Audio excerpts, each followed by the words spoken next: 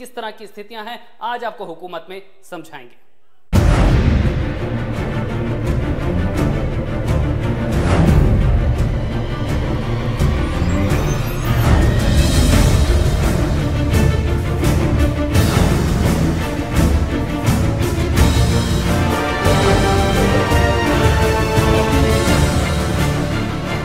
तो यूपी में 2 चरण का चुनाव हो चुका है और तीसरे चरण में ध्रुवीकरण की राजनीति अपने परवान पर। हर सियासी पार्टियां ध्रुवीकरण की राजनीति में लगी हैं। ऐसे में ध्रुवीकरण के मुद्दे को कौन साधना चाहता है और आखिर क्यों है विकास के मुद्दे पीछे, देखिए इस रिपोर्ट में। 2019 की हुकूमत के लिए सत्ता का रण अब तीसरे चरण में है। देश की कई वीआईपी सीटों में तीसरे चरण में चुनाव होना है, जिसके लिए सियासी दल जुबानी तीर के साथ जातीय मोहरों की बिसात बिछा चुके हैं। रायसीन हिल्स के रास्ते संसद की गद्दी तक पहुंचने के लिए यूपी में सियासी घमासान अपने चरम पर है। पहले और दूसरे चरण की तरह तीसरे चरण में भी जाति और धर्म की सियासत रफ्तार पकड़ रही है, जिसके बल पर सियासी पार्टियां पीएम की कुर्सी तक पहुंचने का ख्वाब सजा रही हैं। लोकसभा चुनाव के तीसरे चरण में यूपी की 10 लोकसभा सीटों पर 23 अप्रैल को मतदान होना है।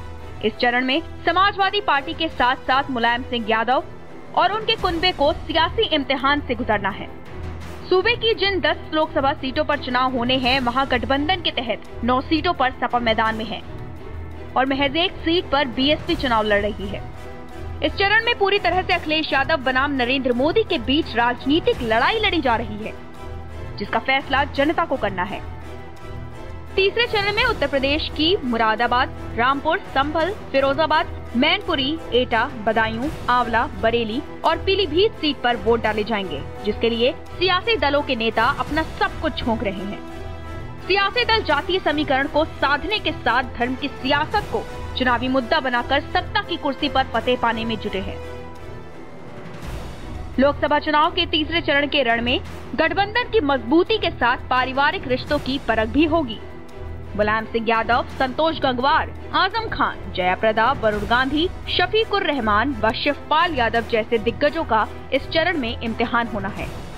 एसपी-बीएसपी गठबंधन और बीजेपी के साथ कांग्रेस की कई सीटों पर दमदार मौजूदगी से मुकाबले रोचक हो गए हैं। सबसे अधिक मुस्लिम आबादी वाले रामपुर में मुकाबला बेहद दिलचस्प व कड़ा है, जहां सपा के पूर्व मंत्री आजम खान और बीजेपी प्रत्याशी जयाप्रदा के बीच सीधी टक्कर पर सबकी नजरें हैं। तो यादव परिवार के गढ़ मैनपुरी में सपा संरक्षक मुलायम सिंह यादव के सामने बीजेपी ने प्रेम सिंह शाक्य मैदान में है। कांग्रेस ने मुलायम सिंह को वॉकओवर कर दिया है। फिरोजाबाद संसदीय क्षेत्र यादव कुनबे की आंतरिक कलह का कुरुक्षेत्र बना हुआ है, जहां जातीय समीकरण को साधकर बागी हुए प्रगतिशील समाजवादी पार्टी के अध्यक्ष शिवपाल यादव अपने राजनीतिक भविष्य को बचाने के लिए पसीना बहा रहे हैं। तीसरे चरण की सियासी जंग में कुल 120 उम्मीदवार मैदान में हैं। मतदाताओं की कुल संख्या 1.76 करोड़ है, जिनमें 95.5 लाख पुरुष, 80.9 लाख महिला और 983 थर्ड जेंडर के मतदाता हैं।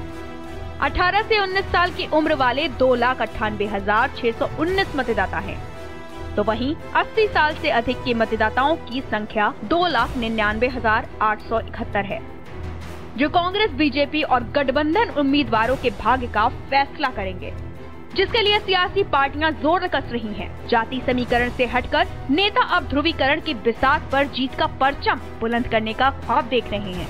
जीत हार की सियासी गणित में 2019 की धर्म और जाति की धुरी पर टिक चुकी है। मुरादाबाद में सीएम योगी की चुनावी रैली में विरोधियों पर छोड़े गए शब्द बाण इस बात की तस्दीक भी करते हैं, जो तीसरे चरण की लड़ाई को और पैनी धार दे रहे हैं। संभल में माता केला देवी के मंदिर में गया था दर्शन करने के लिए। मुझे वहां के महंत जी मिले। उन्होंने, स्वामी जी ने मुझे बताया कि समाजवादी पार्टी का प्रत्याशी संभल का आया था, लेकिन मंदिर के अंदर नहीं गया। उसने कहा कि नहीं, ये हमारे मजहब के विरुद्ध है, हम मंदिर में नहीं जा सकते हैं। विकास की राजनीति से हटकर सियासी जंग अब जाति धर्म पर थम चुकी है।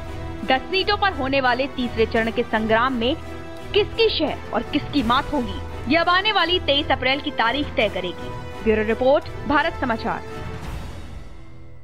तो यूपी में तीसरे चरण का मतदान आते आते राजनेता ऐसा अभिनय करने लगे कि अभिनेता भी फेल हो जाएं। जाति और मजहब की बातें इस तरह से होने लगी कि जमीनी मुद्दे हवा हवाई हो गए। ऐसे में भावनाओं के सहारे सियासी नैया पार